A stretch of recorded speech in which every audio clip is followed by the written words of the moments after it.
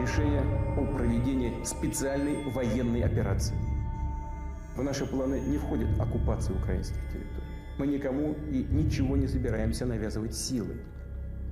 Наши действия – это самозащита от создаваемых нам угроз, от еще большей беды, чем та, что происходит сегодня.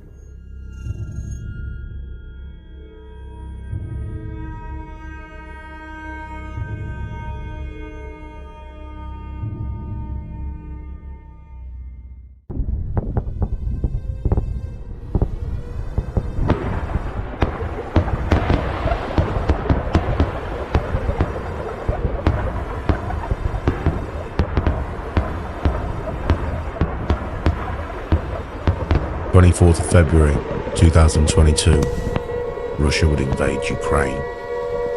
Many thought it would be over in a few days. It wasn't. It still isn't. This is the story of the Ukrainian counteroffensives in 2022.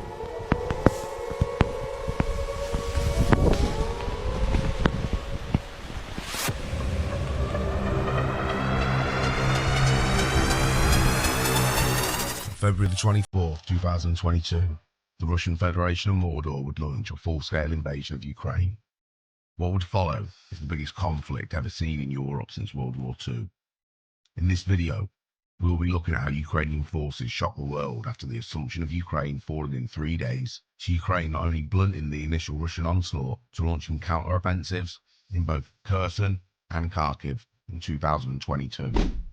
During the early days of the Russian invasion of Ukraine, Russian forces captured much of eastern Kharkiv Oblast, including the towns of Kupiansk, Shevchenko, and Balaklia. Balaklia itself was captured on March the 3rd, 2022, without much of a fight. From March to early May, most of the fighting in Kharkiv Oblast was concentrated in the cities of Kharkiv and Izyum. In early April, Russian forces captured Izyum, and Ukrainian forces successfully defended Kharkiv by early May. After that, the front line began to stagnate as Russia and Ukraine focused their efforts on the cities of Severodonetsk, Lysychansk, and the wider Donbass region. The military counteroffensive was launched by Ukraine on the 29th of August 2022 to expel Russian forces occupying the southern regions of Kherson and Mykolaiv Oblasts. After many strikes against Russian military targets, Ukraine announced the start of a full-scale counteroffensive on the 29th of August 2022. On the 9th of October, Ukraine said it had recaptured 1,170 square kilometers of land. On the 9th of November, Russian troops were ordered to withdraw from Kherson, the only regional capital captured since the start of the invasion.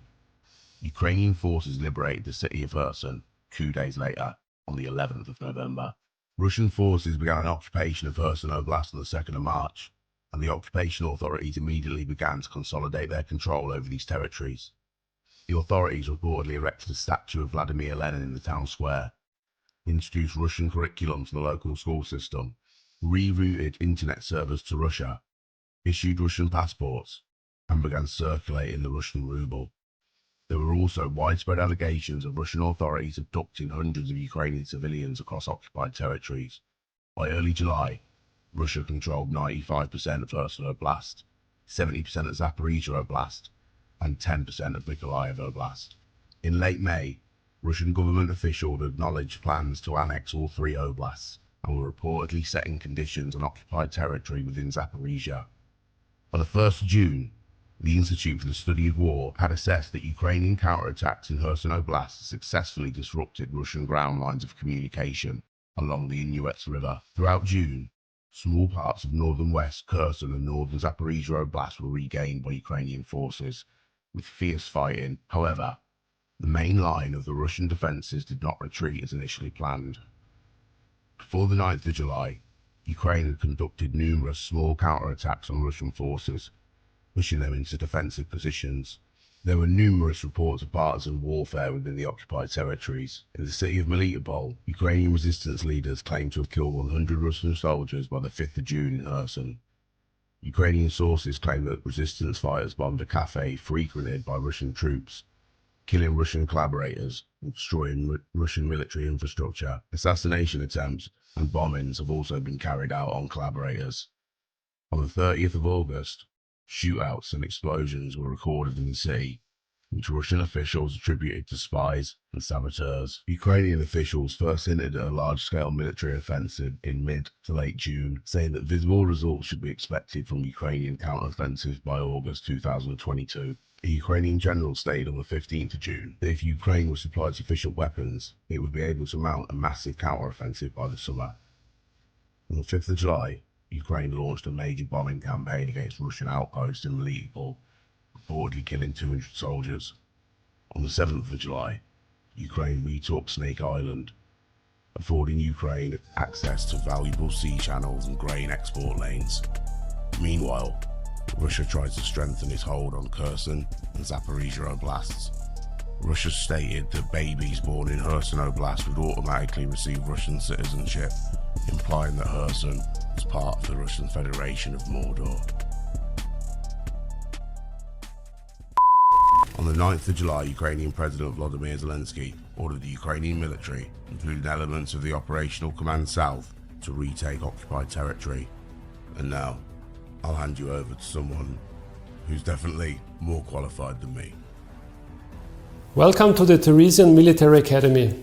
I'm Colonel Markus Reisner. I'm the head of the Research and Development Department of the Academy. Today we will have a look at the Ukrainian offensives in Kherson and Kharkiv. As usual, we would like to use 4 elements for the analysis. It's terrain, force, time and information. And it covers the situation in Kherson and in Kharkiv. Let's start with the offensive in Kherson and terrain. As you know, the Ukrainian side was able to assemble significant forces on the west bank of the Dnieper River. The situation there was that Russia, already in the beginning of the conflict, was able to capture the west bank of the river Dnieper. In the beginning of the preparation, the Ukrainian side tried to isolate those elements by destroying 3 vital bridges over the Dnieper. 2 near Kherson and 1 further to the east, as you can see here when you look at the destroyed bridges. Those elements assembled to the west of the bridgehead were formed in a way that the plan was to do some fixing attacks in the north and in the south, and then try to penetrate in between those Russian elements and form 2 cauldrons. When we have a look at the force, then we can see that the units which were used by the Ukrainian sides mainly were assembled by using Western military equipment. So we have seen T-72s from Czech Republic and Poland, or even BMP infantry fighting vehicles. On the other side, we also saw self-propelled howitzers of the type of Grab, and of course the HIMARS system. The HIMARS system was vital to destroy the bridges. Very important to understand is that the Ukrainian side made use of high mobile units based on so-called technicals, which gave them the possibility to attack very fast into the terrain. When we look in detail at the HIMARS system, then we can see that the 16 systems which is said are delivered to Ukraine had a significant impact, because we know that for the moment over 400 targets were destroyed all over the Russian occupied territory. Maybe even more of those systems were delivered. In our next short video you can see the damage inflicted by the use of an American HIMARS system by the Ukrainian side. Ось так виглядає робота хаймерсів. Ось тігри, бетери, бехи. Let us look at time. The problem of the Ukrainian side was that the terrain near Kherson is very open and flat.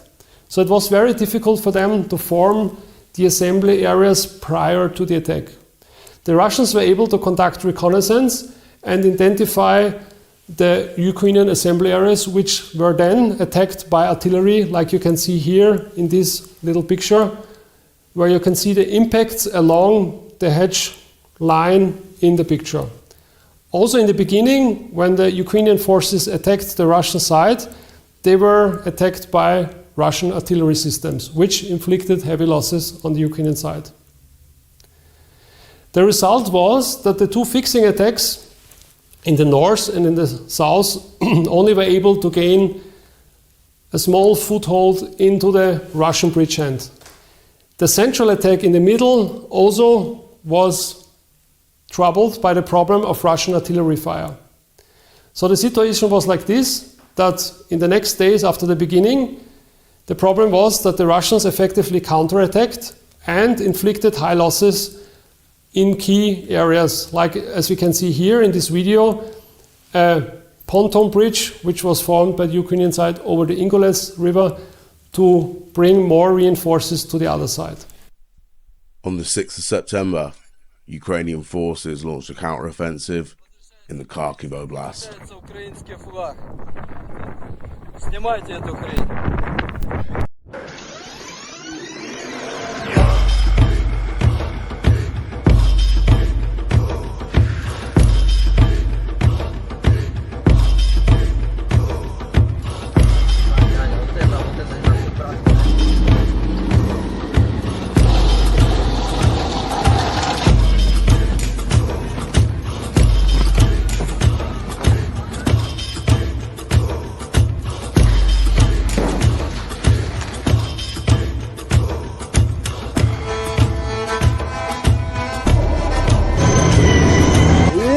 Пацаны, ебем! Да.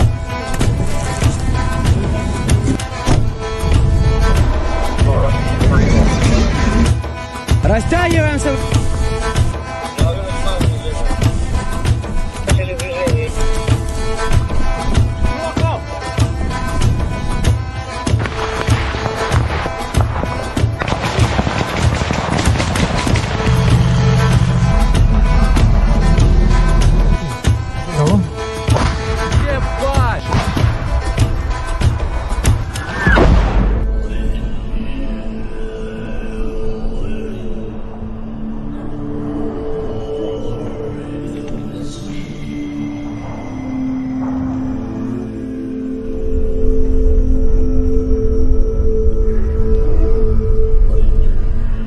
Час, два, да? Да.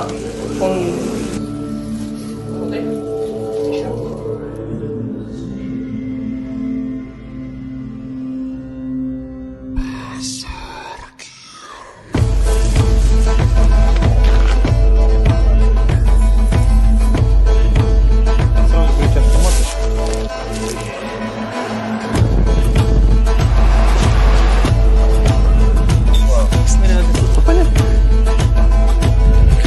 Артиллерийские склады за ними, да, все будет Украина.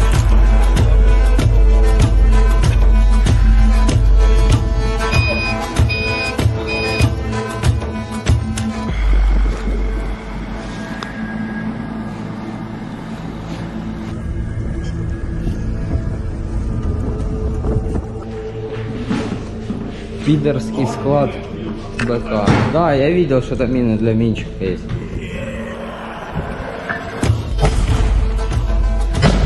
Вот и поймали мы рыбку эту, блядь. Миномет!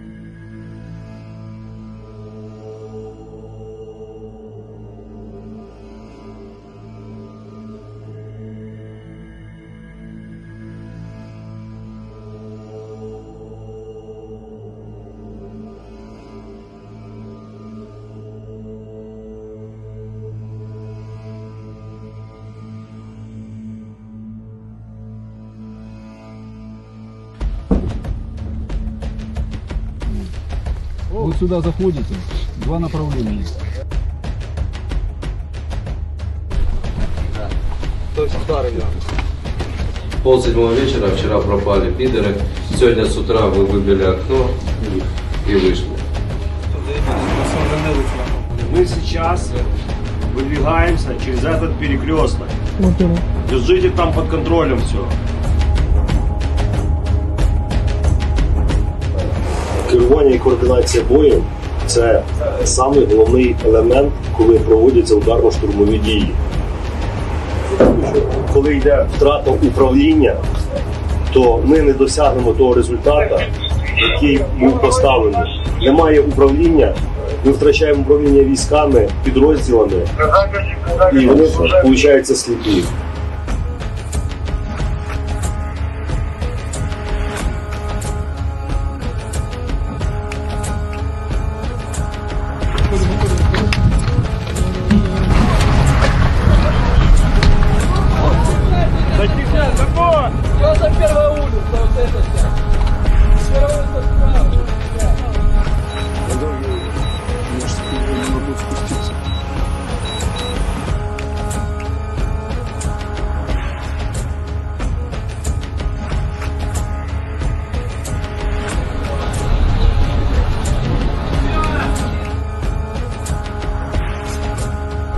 Все порядок?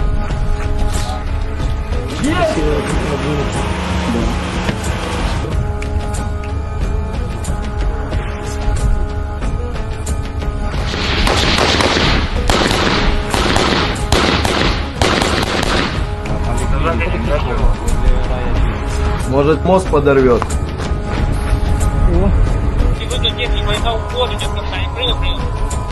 Принял, то есть пидоры съебываются, правильно? Смотри, в шубе бежит, блядь. Он же не закрытый тут болит. А там не... Надо догонять.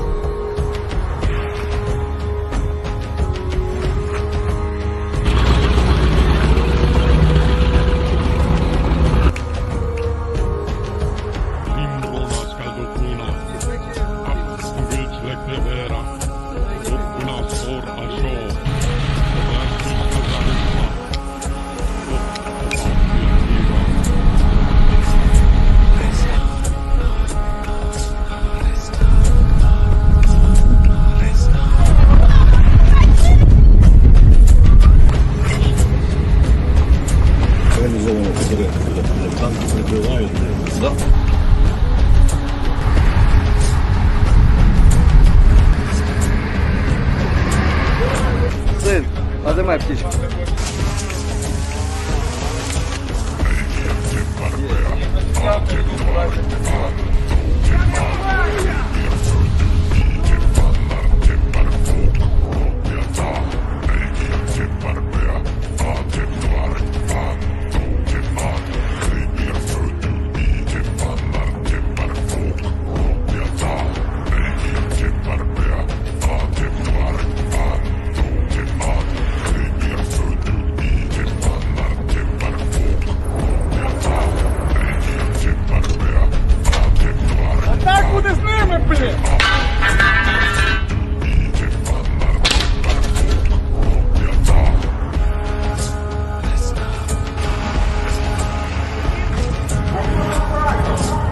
Все смотрят на окна! Круговую оборону, все смотрят по окнам вокруг! Займите сектора!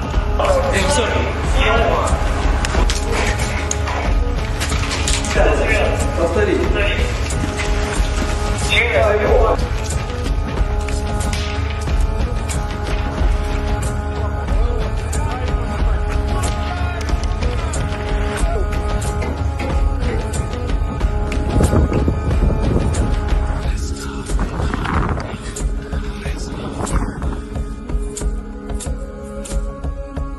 Снимайте эту хрень.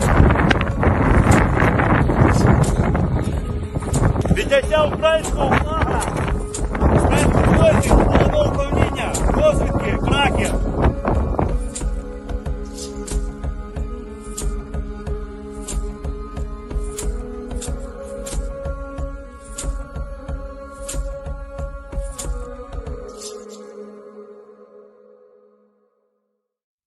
Kharkiv, Ukraine. After weeks of fighting for scraps of territory on the war's bloodiest front, Olehs, a 21-year-old Ukrainian company commander, was summoned suddenly in August, along with thousands of other soldiers, to an obscure rendezvous point in the Kharkiv region. His last position, relentless Russian artillery fire had stalked his men's every step. But here, in a patch of villages, farmland and streams in Ukraine's northeast, the quiet was deeply alarming. The silence bothered me the most, Olehs said. It seemed off. How could this be? Even more unsettling were the orders his superiors handed down. To charge as far as 40 miles into enemy territory at high speed in an audacious, top-secret counteroffensive, directly between the Russian-occupied stronghold of Izyum and Russia's own Belgorod region, dotted with military bases. It seemed preposterous. Some kind of dubious operation, Olehs said. But after a summer of heavy Russian casualties and President Vladimir Putin's refusal to conscript reinforcements, the Kremlin's troops were badly depleted. A shift of units south to defend the captured regional capital of Kherson amid talk of a big Ukrainian push there had left the Kharkiv area exposed. It was a stunning vulnerability, confirmed by Ukrainian reconnaissance teams and small drones, and Kyiv would exploit it to change the dynamic of the war and achieve Ukrainian President Volodymyr Zelensky's goal of redrawing the battlefield map before winter. Our relationship with all our partners changed immediately, said Colonel General Alexander Syrsky, who commanded the Kharkiv offensive. That is, they saw that we could achieve victory, and the help they were providing was being used with effect. In the last days of August, Syrsky met in a large operations room in Ukraine's east with his top aides and key brigade commanders. Before them was a 520 square foot 3D printed terrain map of the part of the Kharkiv region occupied by Russia. Each commander walked the path of his unit's planned assault amid the replica cities, hills and rivers, acting out its mission and discussing coordination, contingencies and worst case scenarios. Officers used laser pointers to spotlight trouble spots. It was painstaking work, Syrsky said. Since at least spring, Syrsky had been considering the Kharkiv region and the strategic cities of Balaklia and Izyum as vulnerable points for the Russians. He started thinking about how he would conduct an offensive by driving deep into Russian-held territory, from an unexpected area north of the two cities, cutting off Russian forces from reserves across the nearby border and putting both Balaklia and Izyum at risk of encirclement. The geography and the positioning of Russian forces convinced him it could be accomplished in a single, rapid blow, ideally so fast that Russia would not be able to regroup. When orders went out from the Ukrainian General Staff last summer for commanders to come up with a possible diversionary operations to draw Russian forces away from the defence of Kherson, Syrsky knew what he would propose. The enemy thought that, because so many forces had been built up in Izyum and more were stationed over the Russian border in Belgorod region, you'd have to be crazy to move and try and strike right in the middle and split the two, Syrsky said. But the thought was there. In the early stages of the war, Russia had converted Izyum into a military stronghold, eyeing the city as the base for a pincer movement that would surround Ukrainian forces in the east.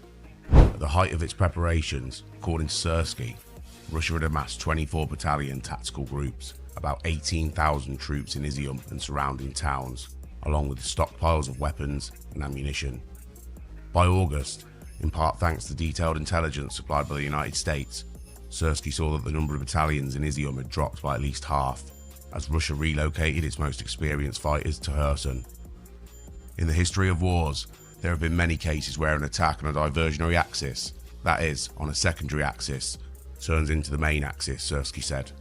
The prospects were all there, because the enemy absolutely didn't expect that we would attack in that exact place where we delivered the main blow. Syrsky calculated that Ukraine could not afford the losses that would come with attacking towns and cities head-on. Instead, he planned to sweep across the front, encircling population centres and forcing the enemy to retreat. Speed was essential. If the Russians sent in its reserves from across the border, large numbers of Ukrainian troops could get cut off behind enemy lines. Everything depended on the first day, how far we could break through, Syrsky said. The farther we went, the less they could do. The more their units would be cut off and isolated under psychological pressure. By August, the Ukrainians had all but run out of Soviet-era ammunition used by most of their artillery. Western allies were rushing in NATO standard ammunition and systems, but not enough. In a risky decision, Ukraine moved some of the most valuable Western weapon systems away from the hotspots on the Eastern Front. Each attacking brigade was armed with at least 8 M777 howitzers. In some cases, the M777s arrived at encampments the night before the assault began. Extra drones were also brought in to ensure the brigades could pinpoint targets and use less ammunition. US intelligence helped ration the ammunition through accurate targeting. After many months, according to US and Ukrainian officials, two partners had worked out real-time regime. The Ukrainians would outline the types of high-value targets they were looking for in an area, and the United States would use its vast geospatial intelligence apparatus to respond with precise locations. The Americans, however, were not deeply involved in planning the Kharkiv offensive and learned about it relatively late, according to US and Ukrainian officials. The pace of the counteroffensive as something the department found surprising and unexpected, or is this the timeline you expected it would sort of play out on? Well, certainly since the beginning of Russia's invasion into Ukraine, we've seen the Ukrainians demonstrate a remarkable adaptability in their ability to use their warfighting capabilities to great effect. So it's not surprising to us that they have pushed as quickly as they have. They've also, again, shown a remarkable ability to take advantage of opportunities that present themselves on the battlefield. And the current counteroffensive in Kharkiv is no exception to that. I think if anyone was surprised, just based on the reports that we've seen in terms of the Russian military's response, it was probably the Russians.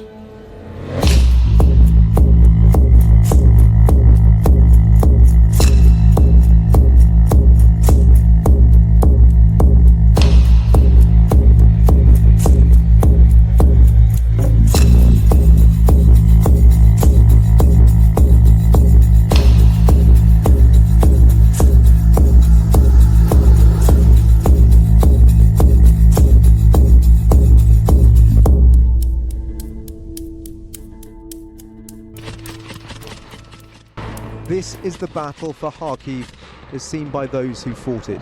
Выходим, за машину! The Kraken battalion are taking fire near the village of Ruska.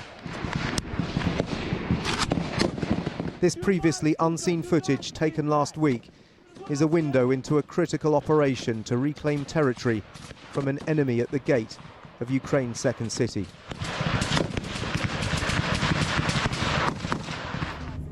We travelled with the Kraken unit into the same village as Russian artillery continued to hammer what's left.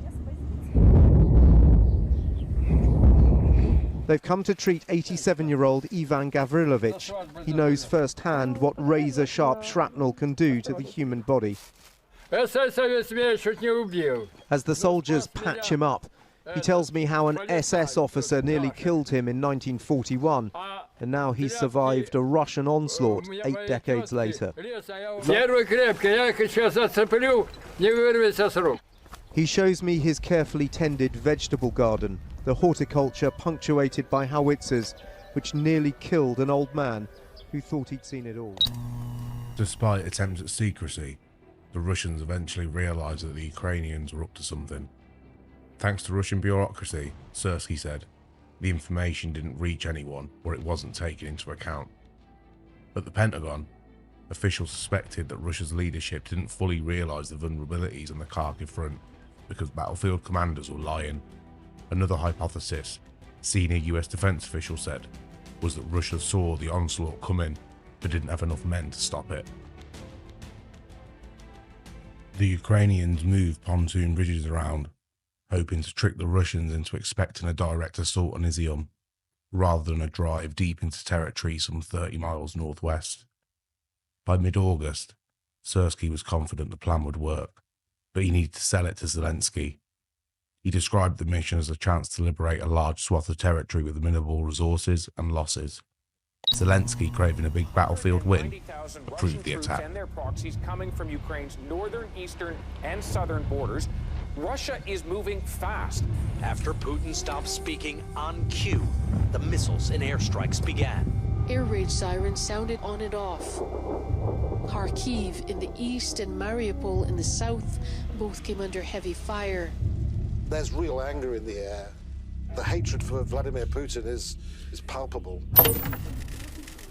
On September the 6th, just past 3:30 a.m, Olehs' company of about 100 soldiers, part of the 25th Airborne Assault Brigade, began to advance in small columns of 3 infantry fighting vehicles each. For hours before they started to move, Ukrainian artillerymen had been pounding Russian positions with US-made M270 multiple launch rocket systems, command posts, ammunition depots, fuel storage facilities. The firing was relentless across the front. Russian soldiers or their separatist proxies struggled to receive orders or coordinate with nearby forces as the rockets rained down. Some troops began to retreat. We broke through the front line and the enemy started panicking, Olehs said. They were panicking because we attacked all front line positions at once. The entire front line itself was enormous, and everywhere there was a breakthrough.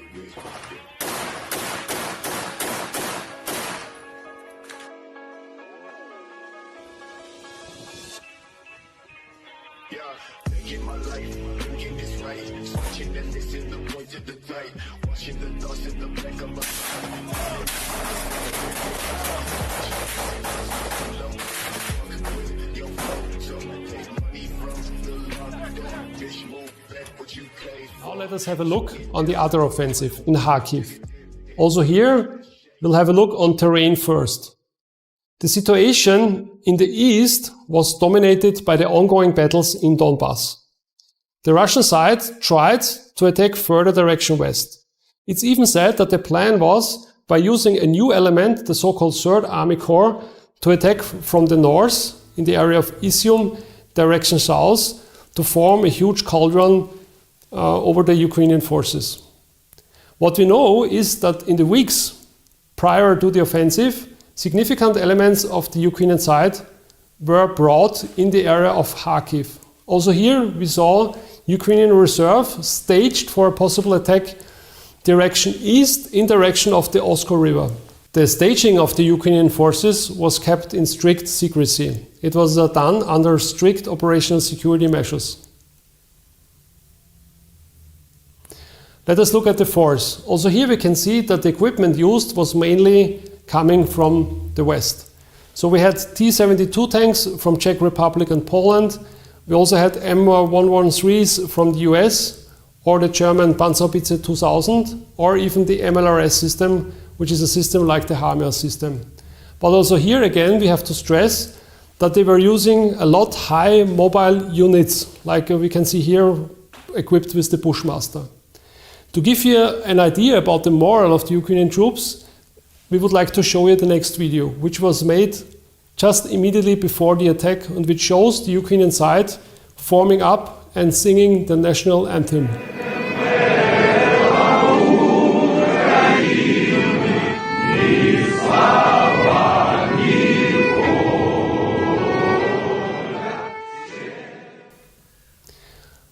Also here we have to have a look at the weapon systems which were used.